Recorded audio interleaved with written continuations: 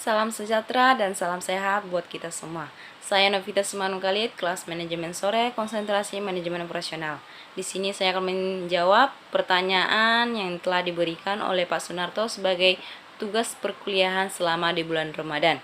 Pertanyaan pertama, masalah apa saja yang dalam manajemen proyek timbul? Berikut masalah yang timbul dalam manajemen proyek. Yang pertama, tim pengerja manajemen tidak mengerti proyek. Masalah ini yang paling jelas terjadi saat tim tidak mengerti proyeknya, maka hasil dari kurangnya komunikasi antara manajemen puncak, manajer proyek, dan tim sebagai pemilik perusahaan tidak akurat dalam memberikan informasi mengenai proyek tersebut. Yang kedua, manajemen proyek terlalu santai atau tegang, di mana tidak semua orang bisa menjadi manajer proyek, tetapi memiliki seseorang yang terlalu lemah tentang tenggat waktu atau pekerjaan yang perlu dilibatkan membuat tim menganggur dan frustasi. Dan di sisi lain, seorang manajemen proyek yang terlalu kaku dan micromanaging tidak bisa membanjiri dan mendemotivasi timnya dengan baik. Pertanyaan kedua, apakah proyek berjalan sesuai jadwal? Jelaskan.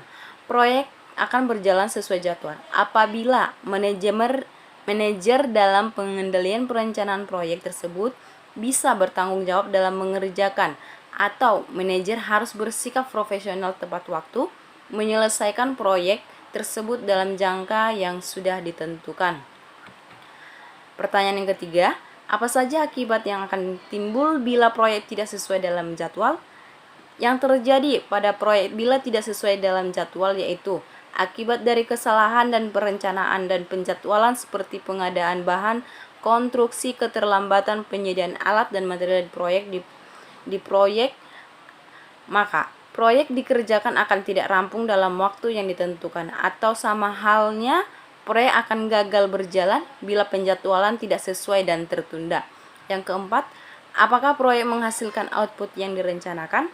Apabila proyek tersebut berjalan sesuai dengan jadwal dan rencana, maka selesai dengan tepat waktu tanpa ada masalah. Tentu proyek tersebut dapat menghasilkan output sesuai dengan yang telah direncanakan sebelumnya.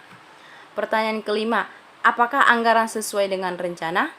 Anggaran akan sesuai apabila perencanaan awal pada tujuan dan faktor-faktornya sudah dipertimbangkan dengan baik dan sesuai kualitas yang diinginkan. Pertanyaan yang keenam, apakah strateginya berjalan sesuai dengan rencana? Strategi akan berjalan sesuai dengan rencana apabila pelaksanaan pengerjaan proyek berhasil sesuai dengan keinginan yang dirancang di awal sebelum terjun dalam proyeknya. Yang ketujuh, sebutkan apa saja tugas manajer keuangan dalam suatu proyek. Yang pertama, bekerja sama dengan manajer lain. Yang kedua, membuat perencanaan umum keuangan perusahaan. Yang ketiga, menjalankan roda keuangan perusahaan seefisien dan seefektif mungkin. Yang keempat, mengambil keputusan dalam investasi perusahaan.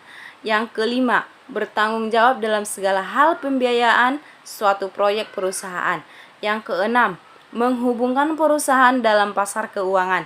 Yang ketujuh, memiliki kepercayaan dalam memajukan keuangan perusahaan. Pertanyaan yang kedelapan, apakah kelompok sasaran atau target group terlibat dalam aktivitas proyek? Ya, di mana? Karena dalam suatu proyek, kelompok sasaran memiliki tanggung jawab dan wewenang sesuai dengan posisinya, agar dalam pelaksanaan kegiatan proyek tersebut terwujud hasil yang baik karena hubungan kerjasama yang telah ditetapkan dengan konsisten. Pertanyaan yang ke-9, langkah-langkah apa saja yang harus dilakukan apabila di saat proyek yang dikerjakan terjadi inflasi? Yang pertama, penetapan persediaan dana yang cukup untuk kebijakan mencegah kemerosotan buruk saat proyek berjalan. Yang kedua, melakukan inovasi dan variasi dalam mendesain perencanaan proyek. Yang ketiga, meminimalkan biaya penyimpanan atau biaya gudang yang memuncak. Yang keempat, mengurangi pengeluaran yang berlebihan untuk hal yang begitu penting. Pertanyaan ke-10, apa saja tugas HRD dalam mensukseskan suatu proyek? Yang pertama, mempersiapkan dan menyeleksi perencanaan. Yang kedua, pengembangan dan evaluasi untuk karyawan. Yang ketiga, menjadi manajemen kinerja dan evaluasi. Yang keempat, pengembang karyawan dalam menyemangati dan menjadi perencana karir. Yang kelima, melakukan pembentukan tim untuk proyek-proyek perusahaan. Yang keenam, menjaga soliditas pada semua karyawan. Sekian jawaban dari saya, kurang dan lebihnya mohon maaf. Saya akhiri dengan salam dan salam sehat buat kita semua. Shalom.